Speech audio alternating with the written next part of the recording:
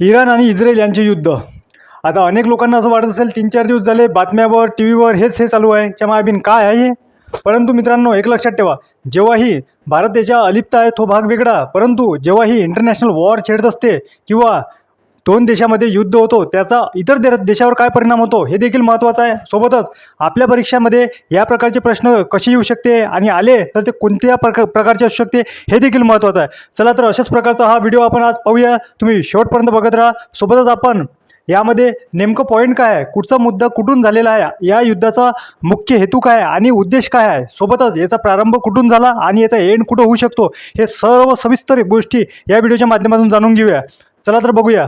बघा, एक लक्षात ठेवा, यामध्ये आपल्याला निदर्शने देते इराण वर्सेस इस्रायल. परंतु एक लक्षात ठेवा, मी तुम्हाला सोबत अमेरिकाही दाखवलेली आहे, कारण की महत्त्वाची भूमिका म्हणजे अमेरिकाचीच आहे. म्हणजे तुम्ही एक लक्षात ठेवा, सोप्या भाषेत जेव्हा दोन व्यक्तीचं भांडणं लागते आणि तिसऱ्याला मजा येते तो म्हणजे अमेरिका. आता कसं काय हे तुम्हाला या व्हिडिओच्या माध्यमातून सर्व समजून जाईल.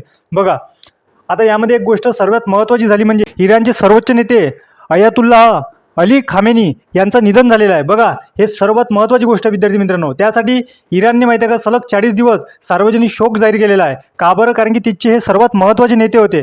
आता बघा, आपल्याला या युद्धामध्ये एकदम डीपमध्ये जायला पाहिजे काय, कारण की तुम्ही सर्व विद्यार्थी आहात आणि तुम्हाला या पॉईंटमधून फक्त आणि फक्त एक्झाममध्ये रिलेटेड काय पॉईंट राहते ते पॉईंट पाहिले पाहिजे. नाहीतर मग ते टी व्हीवर सगळं दाखवून देत तुम्हाला, कोणापाशी किती हथियार आहे, कोणापाशी किती नाही. ह्या देशाला माहीत नसते का आपल्यापाशी एवढं आहे का नाही आहे. हे न्यूजवाले तितके दाखवून देतात तुम्हाला, तो भाग वेगळा. परंतु एक्झाम पॉईंट ऑफ व्ह्यू काय आहे हे महत्त्वाची गोष्ट आहे. तर बघा, यामध्ये माहिती आहे का संघर्षाची पार्श्वभूमी हे महत्त्वाचं आहे. आता किती महत्त्वाचं आहे आणि यामध्ये आपण किती अडकलो पाहिजे आणि कितीपर्यंत आपण पार्श्वभूमी पाहिली पाहिजे. नाही तर मग पार्श्वभूमी पाहता म्हणजे मग ते रात्री होऊन जाते. परंतु बघा, शॉर्टकटमध्ये पार्श्वभूमी पाहू जेणेकरून तुमच्या लॉंग कटपर्यंत लक्षात राहणार. ठीक आहे. आता बघा, यामध्ये काय माहिती आहे काय, एक डेट तुम्हाला दिसणार आहे. म्हणजे MPSC कंबाईन ग्रुप बी, ग्रुप सी या प्रकारचे या लेवलचे प्रश्न बनू शकते. ते म्हणजे बघा, यामध्ये काय दर्शवलेलं आहे, 1979 ही तारीख. का बरं वर्ष महत्त्वाचं आहे? यामध्ये एक माहिती आहे काय, इराणी रिव्होल्युशन झाले होतं, म्हणजे सत्ता परिवर्तन झालं होतं. आता बघा, ते कशा प्रकारचे सत्ता परिवर्तन झाले होते ते म्हणजे बघा, इराणमध्ये म्हणजेच इराणची जी स्थायी सत्ता होती त्यामध्ये एक रिव्होल्युशन झालं होतं. ते म्हणजे कसं? बघा, तिथं माहिती आहे का हुकुमशाही शासन होतं आधीच. त्यामध्ये काय झालं होतं तर ते सत्ता परिवर्तन होऊन धार्मिक शासन लागू झालं. म्हणजेच कसं बघा, इथे स्पष्ट मेन्शन केलं आहे, ते म्हणजे 1979. आता मला एक सांगा, MPSCमध्ये ही डेट महत्त्वाची आहे काय? हो, 110%. अगर मल्टीलाइनर प्रश्न आला तर हे डेट तुम्ही 110% लक्षात ठेवा, 1979. ठीक आहे, या प्रकारचे. सोबतच लक्षात ठेवा, नंतर काय झालं, इराणने इस्रायलला शत्रू घोषित केलं. आता एकदमच शत्रू घोषित केलं असेल का? त्यासाठी काही पार्श्वभूमी असेल बघा, बरोबर आहे. तर ते पार्श्वभूमी काय आहे ते शॉर्टकटमध्ये आपण समजून घेऊया. इराण इस्रायलला अवैध राष्ट्र मानतो. बघा, सुरुवात कोण केली? इराणने. ठीक आहे, इराणने सुरुवात केली. इराणने काय केलं तर इस्रायलला शत्रू राष्ट्र मानलं. सोबतच काय केलं तर अवैध राष्ट्र घोषित केलं. आता मला एक सांगा, राष्ट्र घोषित केलं तर मला एक सांगा, आधी इस्रायल हे राष्ट्र नव्हतं काय? तर नव्हतं, हे राष्ट्र नव्हतं. परंतु हा वॉर झाल्याच्या नंतर माहिती आहे का ते हे पार्श्वभूमी वाढत गेली. परंतु नेमकं यामध्ये पॉईंट ऑफ व्ह्यू काय आहे हे तर ठीक आहे, हे आपण कुठेही वाचू शकतो. बरं, एक्झामच्या संबंधित आपल्याला पॉईंट ऑफ व्ह्यू काय लक्षात ठेवायचा आहे, तो म्हणजे हे डेट लक्षात ठेवा. सोबतच इस्रायल यामध्ये काय झालेलं आहे बघा, हा वॉर जो चालू आहे हा एक महत्त्वाचा भूमिका बजावतो आणि त्यामध्ये माहिती आहे काय वर्चस्व दाखवतो. म्हणजे कसं, इस्रायलला इराणच्या कार्यक्रमापासून मोठा धोका होता. बघा, इथे काय केलेलं आहे, वर्चस्व. म्हणजे तुमच्या लक्षात येऊन जाणार ते म्हणजे कसं बघा, अणुऊर्जा प्रकल्प म्हणजे अणुबॉम्ब. आता बघा, मला एक सांगा, कोणाला धोका होता? इस्रायलला. कोणापासून? इराणपासून. म्हणजेच एक लक्षात ठेवा, इराण हा डेव्हलप करत होता अणुबॉम्ब आणि त्यापासून धोका कोणाला होता? इस्रायल. डेफिनेटली हे काय आहे माहिती आहे काय, वर्चस्व. म्हणजे आम्ही तुमच्यापेक्षा वर्चस्व आहे आणि तुम्ही आमच्यापेक्षा वर्चस्व होऊ नका, अशा प्रकारचे हे वर्चस्व दाखवण्यासाठी हे वॉर सुरू आहे. परंतु यामध्ये आता मला एक सांगा, जेव्हा आपण डीप एनालाइज करू याच्यामध्ये तर आपल्या लक्षात येणार ते म्हणजे याच्यातले मुख्य कारण. आता बघा, मुख्य कारण आपण शोधत असताना आपल्याला काही लक्षात येईल ते म्हणजे अणु कार्यक्रम हा सर्वात मस्ट आहे. परंतु हा फक्त आणि फक्त दाखवण्यात आलेला आहे. याच्या आधीचा किंवा याच्या आतमधला जो गाभार आहे, जो मध्यभाग आहे, तो वेगळाच आहे मित्रांनो. म्हणजेच कसं बघा, इराणवर अण्वस्त्र विकसितीचा आरोप टाकलेला आहे. कोणाला टाकलेला आहे? इराणवर. कोणाच्याकडून? तर इस्रायलकडून.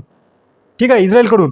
आता बघा, याच्यामध्ये आपण डीप पार्श्वभूमी जेव्हा आपण सर्च करतो तेव्हा आपल्या लक्षात येते 2015 मध्ये काय झालं होतं तर बघा, joint comprehensive plant of action म्हणजेच JCPOA झाला होता. 2018 मध्ये डोनाल्ड ट्रम्प यांनी अमेरिका करारातून बाहेर काढला. हा सर्वात मस्ट पॉईंट आहे. का बरं? कारण की अमेरिकेचा रोल खूप मोठा आहे वॉरमध्ये. एक लक्षात ठेवा, अमेरिका हा सर्वात मोठा वॉरमध्ये इन्व्हॉल्व आहे, परंतु तो कसा आहे इनडायरेक्टली इन्व्हॉल्व दाखवतो, परंतु तो प्रॅक्टिकली आणि सर्वात महत्त्वाचा इन्व्हॉल्व आहे अमेरिका. ठीक आहे. त्यानंतर तणाव वाढला कशामुळे, तर ह्या दोन गोष्टी झाल्या 2015 आणि 2018. परंतु हे मुख्यत्व कारण आहे का, नाही, कारण काहीतरी वेगळंच आहे. बघा त्यानंतर काय झालेलं आहे, तर बघा प्रॉक्सी युद्ध. हे काय आहे नेमकं, तर बघा इराण थेट इस्रायलवर हल्ला करत नाही. हा जो इराण आहे, ज्याने सर्वात आधी माहिती आहे का तुम्हाला 1979मध्ये शत्रू राष्ट्र किंवा अवैध राष्ट्र घोषित केलं कोणाला, इस्रायलला. आणि इराणच काय करतो, तर इस्रायलवर हल्ले करतो, परंतु प्रत्यक्ष नव्हे तर माहिती आहे का अप्रत्यक्षरित्या. म्हणजेच कसं, तर बघा सर्वात महत्त्वाचं म्हणजे त्यांच्याकडे कोण आहे, तर बघा हिजबुल्ला. आता हे लेबनॉनमध्ये राहतात आणि हमास हे गाझामध्ये राहतात. ठीक आहे. हे दोन गट आहे जे आतंकवादी म्हणजे टेररिस्ट टाईप. ठीक आहे. आता बघा यामध्ये आपण पार्श्वभूमी जेव्हा आपण हाताळतो तर तेव्हा हे दोन गट महत्त्वाचे आहे. आणि हे कुठे राहतात, यांचं ठिकाण काय, हे देखील महत्त्वाचं आहे. हिजबुल्ला गट कुठं राहतो, तर लेबनॉनमध्ये. आणि हमास हा कुठं राहतो, गाझामध्ये. तर त्यानंतर 2023 आणि 24मधील मोठी घडामोडी घडली.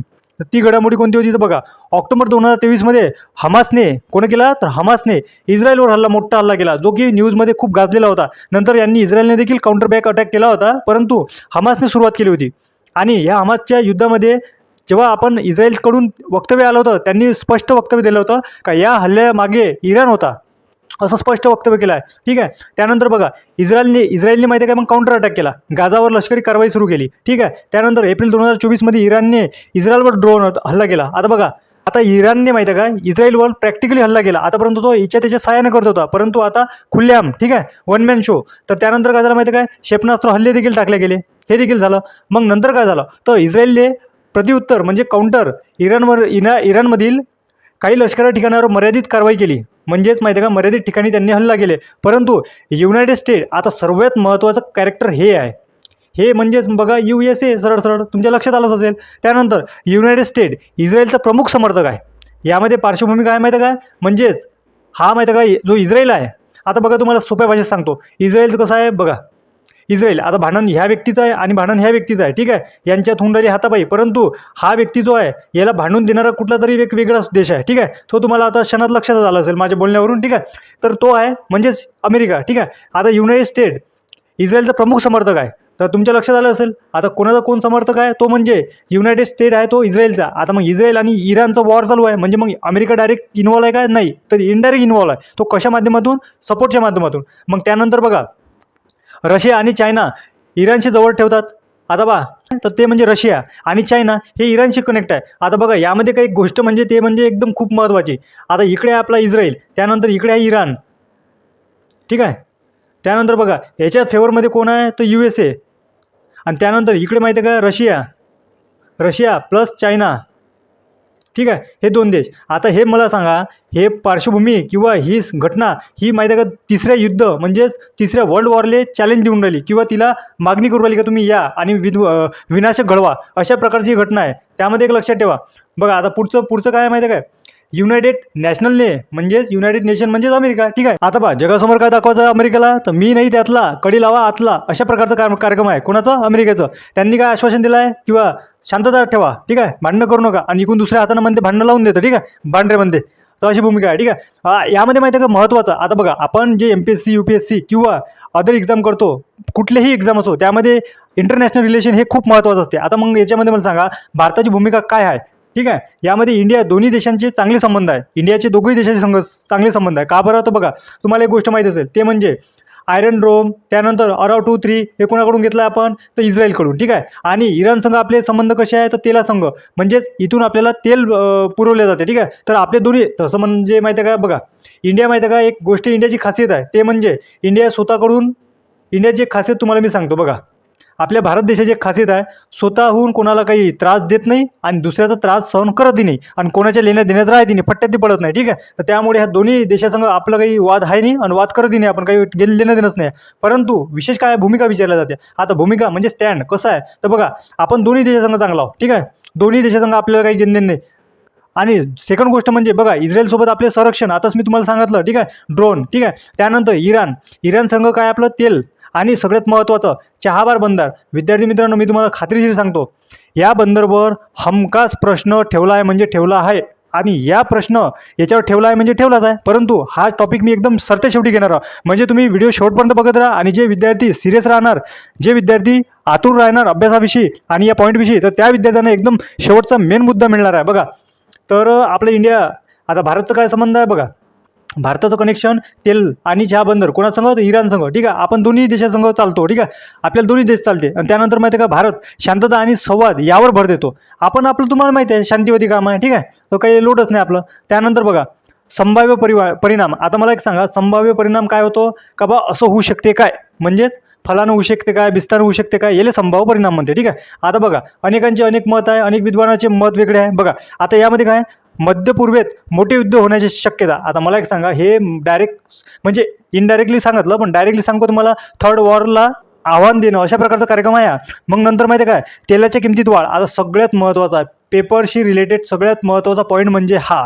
ओके, तेलाच्या किमतीत वाढ 110% होते म्हणजे होते. कारण की इराण हा सगळ्यात मोठा तेल उत्पादक देश आहे, एक लक्षात ठेवा. तिथे सर्वात जास्त उत्पादन तेलाचं होते, ठीक आहे. त्यामुळे एक लक्षात ठेवा. आणि तिथेच वाढ चालू आहे, तर मग ते कसं अदर कंट्रीचे तेल रोखून देणार आणि मग इकडे किमती वाढणार. भारतावरही तो परिणाम मोठ्या प्रमाणात होणार आहे, हे देखील महत्त्वाचं आहे. पुढे बघूया, जागतिक अर्थव्यवस्थेवर परिणाम. 100% तेलावर परिणाम पडला, महागाई वाढली, अर्थव्यवस्था घसरली. त्यानंतर मग अर्थव्यवस्थेवर, जागतिक अर्थव्यवस्थेवर परिणाम पडतो, एका पर्टिक्युलर देशावर नाही बघा. एक लक्षात ठेवा, मी काय म्हणतो, हा आणि हा हे 3 कार्यकर्ते आहे, ठीक आहे. याच्याशिवाय भागत नाही, याच्याशिवाय भागत नाही. हा याचा पाय लंगडा झाला, हा दुःखी आहे, कुठेतरी याच्यावर इफेक्ट पडतो आणि याचा इफेक्ट याच्यावर पडतो. अशा प्रकारची सांगडी असते अनेक देशांची, ठीक आहे. तर त्यामुळे हे माहिती आहे का, जागतिक अर्थव्यवस्थेवर परिणाम 100% पडणारच आहे. आणि एक महत्त्वाचं म्हणजे बघा, तिसऱ्या महायुद्धाची भीती. म्हणजेच तज्ज्ञांच्या मध्ये माहिती आहे का, शक्यता कमी आहे, परंतु हे आता शक्यता का बरं कमी आहे हे तुम्हाला सांगतो बघा.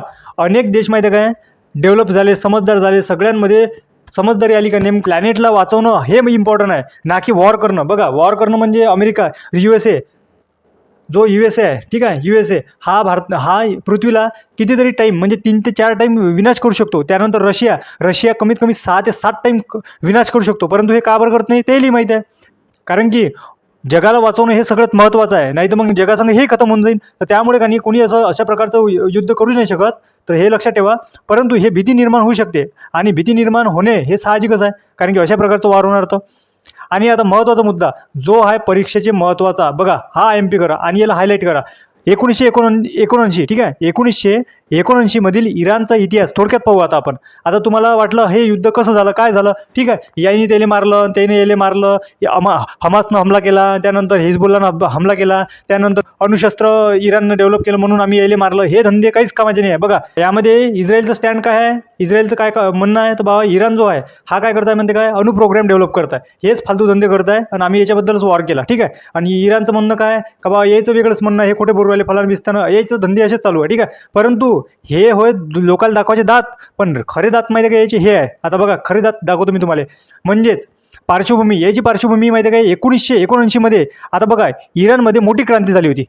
आता बघा झालं कुठं होतं हे कार्यक्रम, इराणमध्ये मोठी क्रांती झाली होती, ज्याला माहिती आहे काय इराण रेव्होल्युशन देखील म्हणतात, म्हणजेच इराण क्रांती, ठीक आहे, असे म्हणतात. आता यामध्ये काय झालं नेमकं, तर त्याआधी इराणमध्ये माहिती आहे का राजेशाही होती. आता बघा राजेशाही होती म्हणजेच माहिती आहे का हुकुमशाही होती. त्यामध्ये काय होतं माहिती आहे काय, एक घराणं होतं, त्या म्हणजे पालवी घराणं, ठीक आहे. हे घराणं देखील विचारू शकते, परंतु हे इतकं डीपमध्ये तुम्हाला मी सांगतो ना विद्यार्थी मित्रांनो, तुम्हाला माहिती आहे का कन्फ्यूज करण्यासाठी अनेक चॅनलमध्ये काही सांगून देईन, ठीक आहे. हे करा ते करा. मला एक सांगा, हे इतकं डीपमध्ये हे जाऊच नाही शकत, काही घेणदेणच नाही एक्झामला, ठीक आहे. तुम्हाला थोडक्यात विचारणार आणि डीप. आता मला एक सांगा, चहाबार बंदर हे महत्त्वाचं आहे, ठीक आहे, इंडिया आणि इराणच्या संबंधामध्ये. त्यानंतर इस्रायल इराणमध्ये आपण जे शस्त्र विकत घेतो ते महत्त्वाचे आहे. हे महत्त्वाचं सोडून हे फालतू धंदे एक्झाम विचारणार नाही, ठीक आहे. तरी तुम्ही हलक्यामध्ये हे लक्षात ठेवून द्या. मोहम्मद रेझा पालवी हे नाव लक्षात ठेवून द्या, परंतु हे तुम्हाला विचारणार नाही, हे काळजी करू नका, ठीक आहे.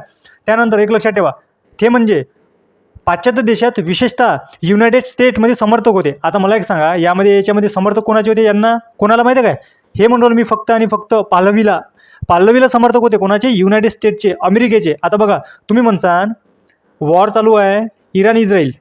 आता बघा नेमकं कार्यक्रम काय, इस्रायल आणि वर्सेस कोण आहे, तर इराण, ठीक आहे. आता अमेरिका कोणाच्याकडून आहे, तर इस्रायलच्याकडून, ठीक आहे. आता आपल्याला अमेरिका कोणाच्याकडून दिसते, USA, ठीक आहे, तर इस्रायलकडून. परंतु मी तुम्हाला आता बॅकडेटमध्ये घेऊन जातो, तुम्ही कन्फ्यूज होसान का हे अमेरिका कसा दल बदलते. आता बघा कार्यक्रम पहा, अमेरिका कसा वाजवते कोणाकोणाचा. आता पहा अमेरिकेची स्टँड भूमिका बघून घ्या. युनायटेड स्टेट्सचे समर्थन होते, कोणाला होते समर्थक, तर कोणाला, इराणला, पुन्हा मी सांगतो, इराणला समर्थन होते, पण इराणच्या कोणत्या राजाला? तो होता पाहलवी, ठीक आहे. पाहलवी या राजाला होता, ठीक आहे, जो इराणचा हुकुमशाही राजा होता, त्याला समर्थन होते. त्यानंतर काय झालं मग? रेव्होल्युशन झालं. कधी? तर ते म्हणजे 1979 मध्ये, ठीक आहे, 79 मध्ये. त्यानंतर एक लक्षात ठेवा, हे रेव्होल्युशन झालं आणि हे महत्त्वाची भूमिका का बरं बजावते रेव्होल्युशन? तर इथं हुकुमशाही हटून धार्मिकशाही सुरू झाली. आता यामध्ये हे महत्त्वाचं आहे का? हो, यामध्ये हे महत्त्वाचं आहे, कारण की इथूनच तर सर्व कार्यक्रम सुरू झाला. आता बघा, क्रांती झाली.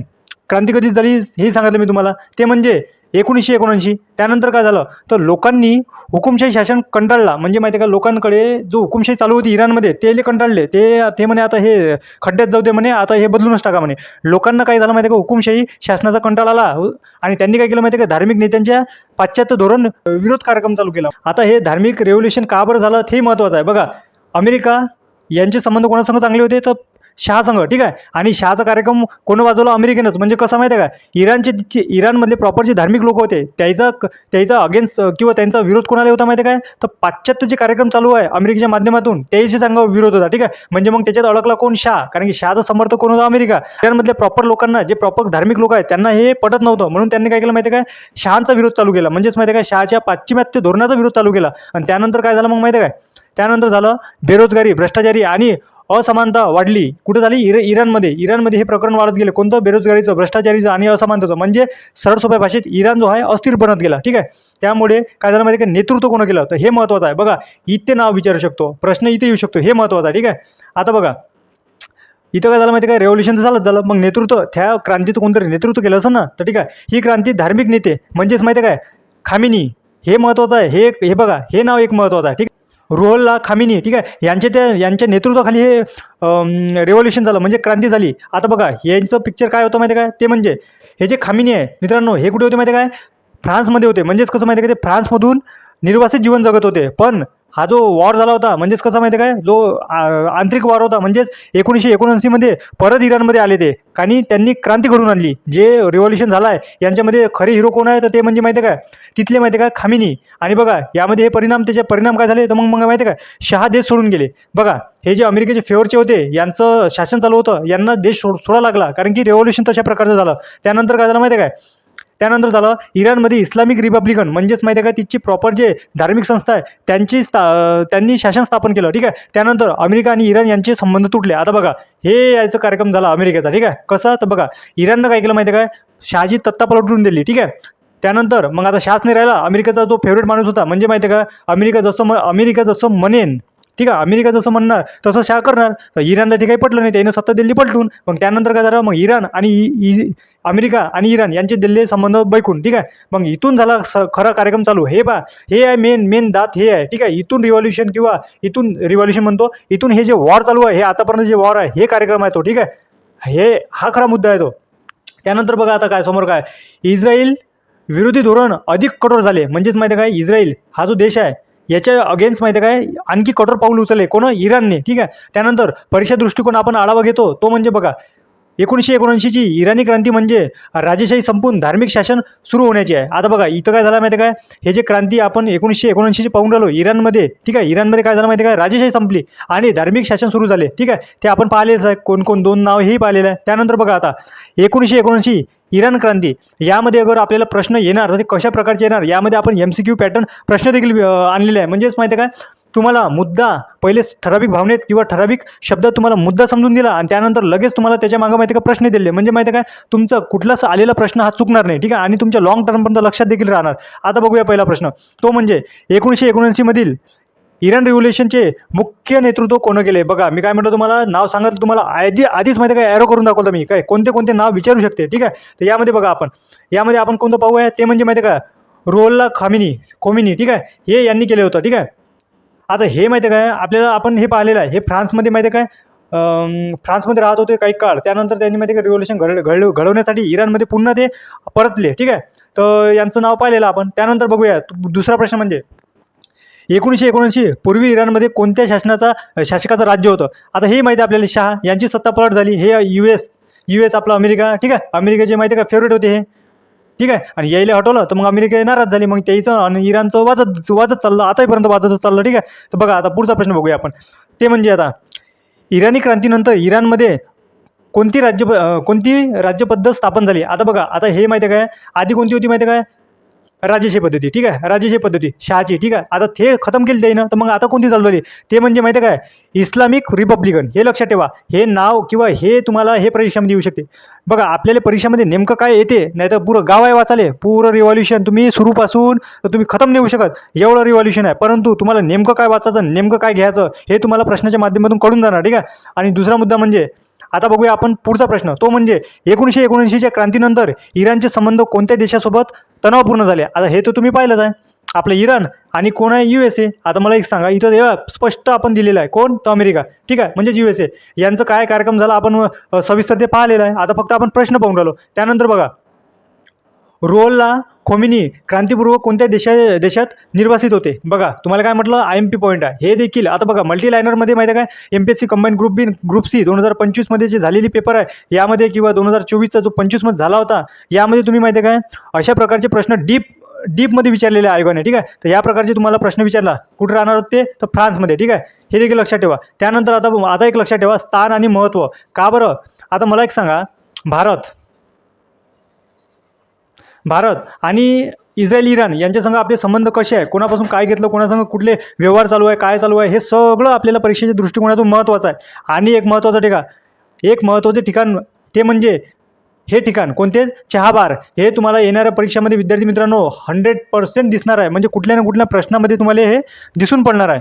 आता चहाबार बंदर का बरं महत्त्वाचं आहे, कारण की ते इराणकडे आहे आणि इराणने आपल्याला दिलेलं आहे. तर कशा प्रकारे दिलं आहे, पूर्ण दिलं आहे का काय दिलं आहे, हे गोष्टी समजा लागणार आपल्याला. कसं, तर ह्या मुद्द्यातून. आणि त्याचं स्थान पाहावं लागेल, नेमकं कुठं आहे. तर बघा, चहाबार बंदर इराणच्या सिस्तान बुलिचिस्तान. आता बघा, याचं स्थान विचारलं जाईल तुम्हाला. ठीक आहे, हे एकदम IMP आहे, हा IMP पॉईंट आहे एक्झाम 2. ठीक आहे, आता बघा, सिस्तान हे ठिकाण कुठे आहे, तर हे बघा, हे बालुचिस्तान, म्हणजे बालुचिस्तान प्रांत कुठे येते, तो ओमान आख्यात येते. हे देखील महत्त्वाचं आहे. हे माहिती आहे का विद्यार्थी मित्रांनो, हे तुम्हाला पूर्ण लाईन IMP आहे.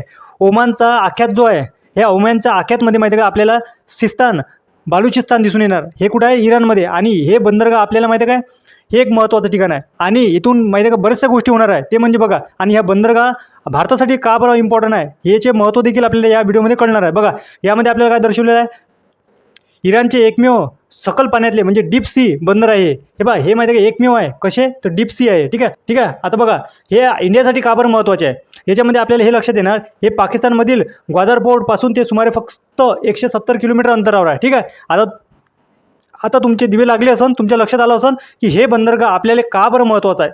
ठीक आहे, दिवे लागलेच असन तुम्हाला, तर ते दिवे लागूच द्या तसे. आता बघा पुढं, भारतासाठी चहाबारचे महत्त्व, याच्यावर प्रश्न 100% लिहून घ्या. याच्यावर प्रश्न येणारच आहे, येणार आहे, कन्फर्म आहे. ठीक आहे, आता बघा, भारत इराण करार. ठीक आहे, आता याच्यामध्ये आपला करार कधी झाला, तो बंदर तर पाहिला आपण, ते बंदरगाह पाहिलेला आहे, पण त्या बंदरगाह करार कधीचा आहे, 2016मध्ये भारत, इराण आणि अफगाणिस्तान यांच्यातील त्रिपक्षीय करार झाला. आता बघा, तुम्हाला हे लाईन एकदम महत्त्वाची आहे, कारण की याच्यामध्ये देश विचारणार तुम्हाला. एक तो वर्ष विचारणार, वर्ष दिलं असेल तर तुम्हाला देश विचारणार. ठीक आहे, हे 3 देश लक्षात ठेवा. ठीक आहे, भारत, इराण आणि अफगाणिस्तान. त्यानंतर काय, भारताने सुमारे 85 दशलक्ष डॉलर गुंतवणूक करून बंदर विकसित करण्याची जबाबदारी घेतली आहे. बघा, हे एक महत्त्वाचं आहे.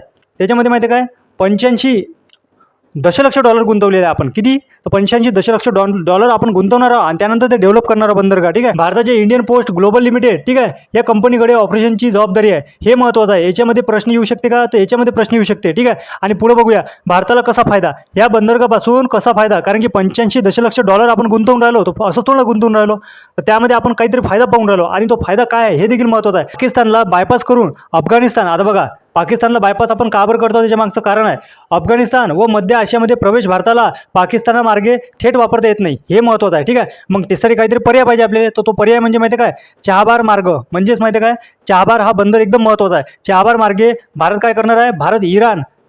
बघा, भारत काय करणार आहे, इराण, आणि इराणपासून अफगाणिस्तान, आणि इथून कुठे जाणार, तो सरळ माहिती आहे का, मध्य आशियापर्यंत असा मार्ग मिळवतो. तर मग मला एक सांगा, हा मार्ग आपल्याला व्यापाराच्या दृष्टिकोनातून अत्यंत महत्त्वाचा आहे. ठीक आहे, हा व्यापाराच्या दृष्टिकोनातून आपल्याला महत्त्वाचा मार्ग आहे, आणि तिकून पाकिस्तानच्याकडून आपण जाऊ नाही शकत. म्हणून हा अत्यंत महत्त्वाचा पॉईंट आहे. कोणता, तर हा बंदरगाह. आणि या बंदरगाहचे महत्त्व माहिती आहे का विद्यार्थी मित्रांनो, 2016चं तर आहेच आहे. आता माहिती आहे का, येणाऱ्या एक्झाममध्ये 100% उद्भवणार, कारण की इराण संघ आपले संबंध तशा प्रकारचे आहे, आणि तशा प्रकारची डील झालेली आहे, आणि यामध्ये कुठले देश इन्व्हॉल्व आहे हे देखील महत्त्वाचं आहे. बघा, इराण, अफगाणिस्तान, इथून आपण क्रॉस करून आपण कुठे जाणार आहोत, मध्य आशियामध्ये.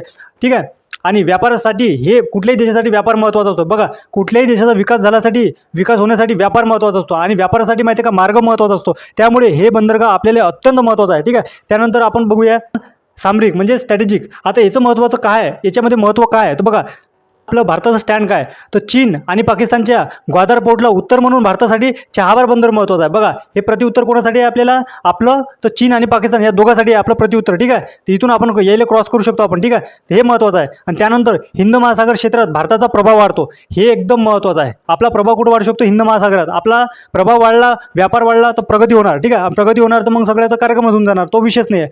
आणि महत्त्वाचं म्हणजे आता बघा, आंतरराष्ट्रीय कॉरिडॉर म्हणजे काय.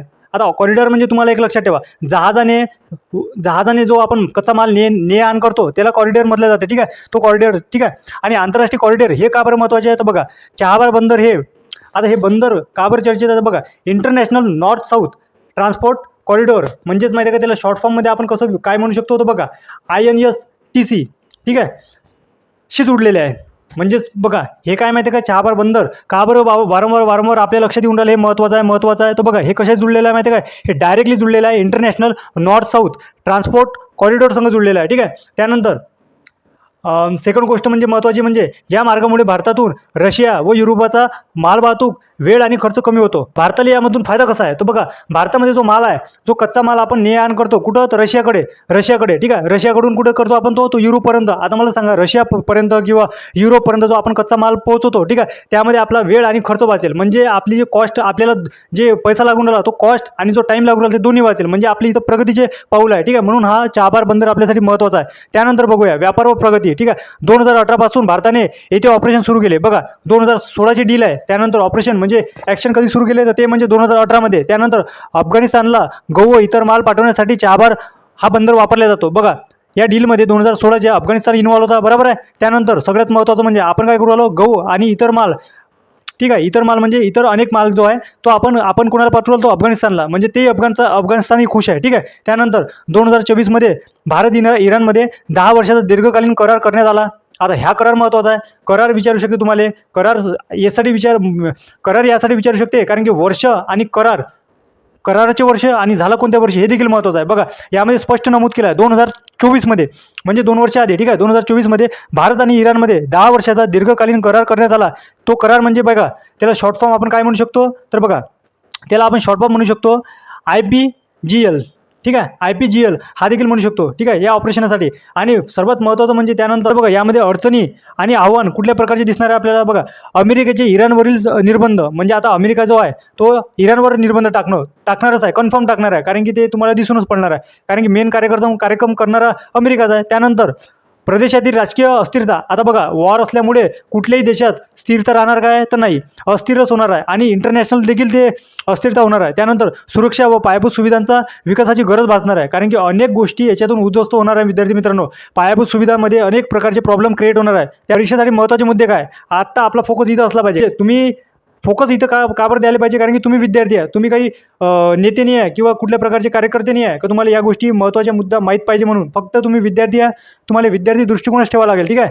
नाही तर मग हे झालं आणि ते झालं, हा त्याला भारी पडते तो त्याला भारी पडते, ह्या गोष्टी ठेवू नका. ठीक आहे. तर बघा, आता चहाबार बंदर कोणत्या देशात आहे हा प्रश्न अगर तुम्हाला आला वन लाईनरमध्ये, तर सरळ आपल्या लक्षात आला पाहिजे तो इराण. आणि इराणमध्ये एक लक्षात ठेवा, प्लेस म्हणजे बघा सिस्तान, हे देखील महत्त्वाचं आहे. बालुचिस्तान आणि अख्ख्यात आपल्याला विचारला तर तो आहे ओमान, हे देखील लक्षात ठेवा. आणि ठिकाण कुठं आहे ते सिस्तान म्हणजेच बालुचिस्तानमध्ये येते ते. आणि देश विचारलाच आपल्याला इराण. म्हणजे या प्रकारचा अभ्यास करताना तुम्ही तो वन लाईनर येऊ का मल्टी लाईनर येऊ, प्रश्न बिंदास डोळे लावून तुम्ही क्लिक करा, काही काळजी नाही. तो बिंदास डोळे उघडल्यानंतर तुम्हाला बरोबर दिसते तो. ठीक आहे. त्यानंतर बघूया भारत आणि इराण यांच्यात करार वर्ष काय तर बघा, तो करार वर्ष झाला 2016 मध्ये. ठीक आहे. चहाबार बंदर आपण पाहिलेला आहे, सविस्तर माहिती पाहिली आपण 2016 मध्ये. आणि भारताने त्याच्यावर ॲक्शन किंवा काम कधी केलं 2018 मध्ये, हे देखील पाहिलेलं आहे. त्यानंतर बघूया कोणत्या भारतीय कंपनीकडे ऑपरेशन दिले आहे तर बघा, हे ऑपरेशन 2018 पासून चालू झाले, तर हे कोणाकडे दिलं आहे हे महत्त्वाचं आहे. ठीक आहे. यामध्ये एक लक्षात ठेवा, याच्यामध्ये तुम्हाला प्रश्न हमखास येणार आहे म्हणजे येणार आहे. ठीक आहे. त्यामध्ये एक लक्षात ठेवा, इंडिया पोस्ट ग्लोबल लिमिटेड याकडे दिलेलं आहे आपण ते. ठीक आहे. त्यानंतर पुढचं बघूया, ते म्हणजे कोणत्या आंतरराष्ट्रीय कॉरिडॉरशी जोडलेलं आहे तर बघा, हे एकदम महत्त्वाचं आहे. कोणत्या आंतरराष्ट्रीय कॉरिडॉरशी जोडलेलं आहे हे बंदरगाह. ठीक आहे. STC म्हणजे हे काय होते तर बघा, इंटरनॅशनल म्हणजे आंतरराष्ट्रीय, त्यानंतर नॉर्थ म्हणजे उत्तर आणि दक्षिण म्हणजे आंतरराष्ट्रीय उत्तर दक्षिण, त्यानंतर आपला हा जो टी काय दर्शवतो आपल्याला ट्रान्सपोर्ट म्हणजेच व्यापार, ठीक आहे, हे महत्त्वाचं आहे. आंतरराष्ट्रीय व्यापार आपल्याला एक लक्षात ठेवा, हा कशा प्रकारचा लक्षात येणार तो म्हणजे international north south transport corridor, ठीक आहे, हे महत्त्वाचं आहे. आणि त्यानंतर जर आपल्याला एक लक्षात ठेवा प्रश्न अगर आपल्याला अशा प्रकारचा अगर घुमून विचारला तो म्हणजे बघा, पाकिस्तानमधील कोणत्या बंदराला उत्तर आहे, तर एक लक्षात ठेवा पाकिस्तानमधल्या कोणत्या बंदराला उत्तर आहे ते म्हणजे ग्वादर पोर्टला, ठीक आहे, हे देखील महत्त्वाचं आहे. आणि सोबतच एक लक्षात ठेवा विद्यार्थी मित्रांनो, ते म्हणजे अशा प्रकारचे टॉपिक जेव्हा आपण पाहतो ना तर फक्त आणि फक्त आपला दृष्टिकोन म्हणजे विद्यार्थी या नात्याने फक्त आणि फक्त एक्झाममध्ये कोणता प्रश्न येते आणि त्या अकॉर्डिंग आपण कसा अभ्यास करावा हा असायला पाहिजे. नाहीतर यामध्ये तुम्ही मेंटॅलिटी इन्व्हॉल्व होऊ शकता, त्यानंतर एंटरटेनमेंटसाठी इन्व्हॉल्व होऊ शकता. तर ह्या गोष्टी टाळाव्या. कसं तुम्हाला एक्झाम द्यायचे, एक्झाम क्रॅक करण्यासाठी तुम्ही ह्या गोष्टी करता, ना की तुम्ही चायसंग बिस्कुट खाताय आणि त्यानंतर हा टाइमपास म्हणून चला बा पाहू म्हणून अशा प्रकारचं करताय. तर हे लक्षात ठेवा तुम्ही. आणि अशाच प्रकारच्या कंटेंटसाठी आणि सविस्तर डीप माहितीसाठी आपल्या चॅनलला सबस्क्राईब करणं विसरू नका. सोबतच बेल आयकॉन ऑन करा, म्हणजे जेणेकरून तुम्हाला नवीन व्हिडिओची नोटिफिकेशन तुमच्या चॅनलवर लवकरात लवकर पोहोचणार. सोबतच बेल आयकॉन ऑन केल्यानंतर आपल्या मित्रांना देखील हा व्हिडिओ शेअर करा. भेटूया आता पुढच्या व्हिडिओत. धन्यवाद.